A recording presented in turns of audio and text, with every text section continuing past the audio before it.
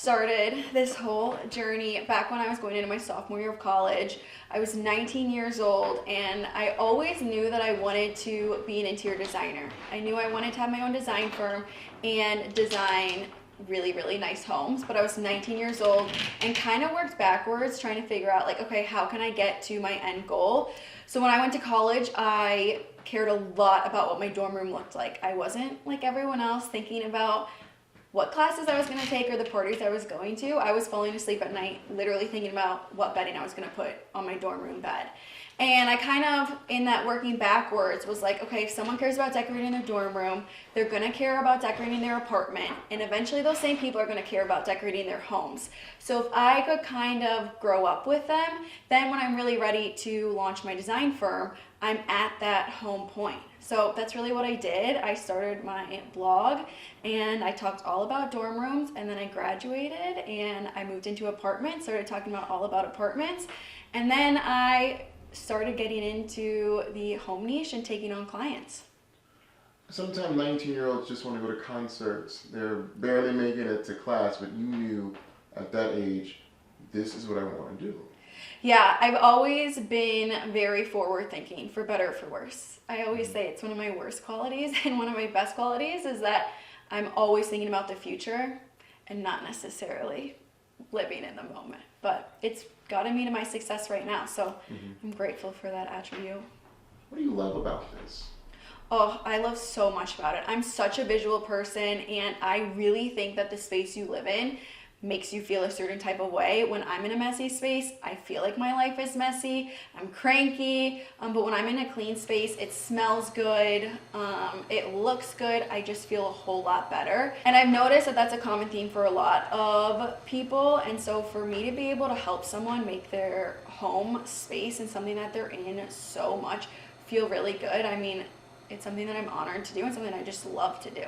You feel honored to do that when you meet that client who is like, I have this idea, I have this idea. Yeah. I want to marry these two. How do we do that? Or maybe it's that sense of confusion. If it was me, I'd probably be like frantic with books and things all in front of you. What is it like to kind of guide your client into that space and then see it come into fruition? Yeah. We always remind our clients that they hired us for a reason and they hired us for our expertise. So we are really their guiding force on making sure that their home looks beautiful, and there's certain things that they will be in a panic about, and we'll remind them like, this really isn't that big of a deal, you know, like there's other things in this space that are a big deal. This one thing that you're freaking out about is not necessarily one of those things. So we guide them in that way, but also I am a structured person through and through, and so we have a very intense structure that we bring our clients through, and it helps with that overwhelm feeling and that confusion. Your sophomore year? Sophomore year, yep. A week before I started my sophomore year of college. In the dorms? In the dorms. I was writing it all from the dorms. And I treated it like a full-time job since day one. Wow. Mm-hmm. And talk to me about the success. I see a YouTube plaque in the back. Yeah. How did we get here? Well, for one, like I just said, I treated it like a full-time job from day one. And I knew that this was the easiest way. Me getting on social media, me having a blog was the best way that I could get my face in front of as many people as possible and really become known in that industry. So I ran full force with it. I mean, back in 2017, I was in my dorm room, so I didn't even have an Instagram at that point. I was just doing the blog, and then I did the Instagram and launched that, and I treated it very seriously. I showed up every single day. I mean, I always say it's not necessarily hard work, it's just a lot of work, and putting yourself out there on a platform like that, and oh my gosh, the amount of comments and opinions on my life that I get is crazy. But also, I mean, I would have never been able to grow my business as fast as I have if it wasn't for social media. I started my blog, it was a WordPress blog. I found this woman who had a mom blog, and she was making like an insane amount of money per month on just her blog, and so I kind of replicated her process. I fixed it to work with my life and what I was talking about, and then for the next 2 years, I mean, I treated that blog like it was my child. I would not go to the bars just so I could work on this blog. And then you went to Instagram. And then I went to Instagram. Yeah, I started my Instagram the day I moved into my apartment. And what was that process like for you? Well, Most people, I'm trying to find my favorite restaurant, that I'm moving into the neighborhood. You're like, I got a blog about this place. yeah. I always say I've never wanted to be an influencer.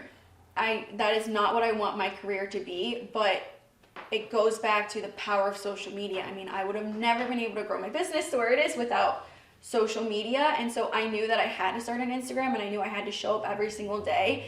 And what's crazy about the Instagram was on the blog, like I had created a very successful business just from the blog. But the added aspect of Instagram really helped create that community, and I quickly started noticing that people knew a lot about my life because I was showing so much of my life. And I would even go out places and they would like be mentioning things that I'm like, wait, I've never even talked to you about those things. But I realized, oh no, because they're watching my Instagram stories or they're doing that. So, I mean, really starting the Instagram was like another full-time job. It's just a lot of work, but it is so impactful on the business. And I love the community. I love the community so much. Are you offended when people call you an influencer? No, not at all. I mean, when someone calls me an influencer, they're not saying it in a negative aspect most of the time. So, no, I mean, I look like an influencer on most, from most people's perspectives, but they just don't know that it's part of my business plan. So, is there any moment that you're like, you know what, this is a lot of work? I don't think I can do this. Oh, literally all the time. I mean, there has been so many moments. I'm young. I'm still learning things on a daily basis. This business has evolved really, really fast into multiple different avenues. We have a team now of 9 people. I mean, every single day I'm learning something new. Every single day I'm putting myself out there. I'm talking to new people. I don't know what I'm doing. Like, I'm trying to figure it out as I do it. And there's been multiple times that I'm like, is this it? Like, this is what I've been working for so long. Like, is this really going to be my entire life? Like, this is not what I thought. But then I have another moment that's so great, and I'm like, no, this is why I do. Like, this is why I love it so much. My biggest tip for really anyone that's young is don't just expect things to happen to you. You need to make them happen. I didn't just sit around and go on with my daily life hoping that all of these businesses would start. I worked really, really hard to make them happen. I reached out to people. I wasn't scared of embarrassing myself. I didn't care if I failed. And that's the reason why I'm where I am right now. And I think a lot of young people just kind of wait for things to happen. Like, if you want something to happen, you need to make it happen. If something fails, should you quit? No, my gosh. The things that I've learned the most are things that I failed on. I actually love failing. I mean, it's one of my favorite things. And it's really, I always say, I'm like, okay, that was a humbling moment. But then I learned so much from it. And if it wasn't for those failures, I mean, how do you learn anything if you don't fail?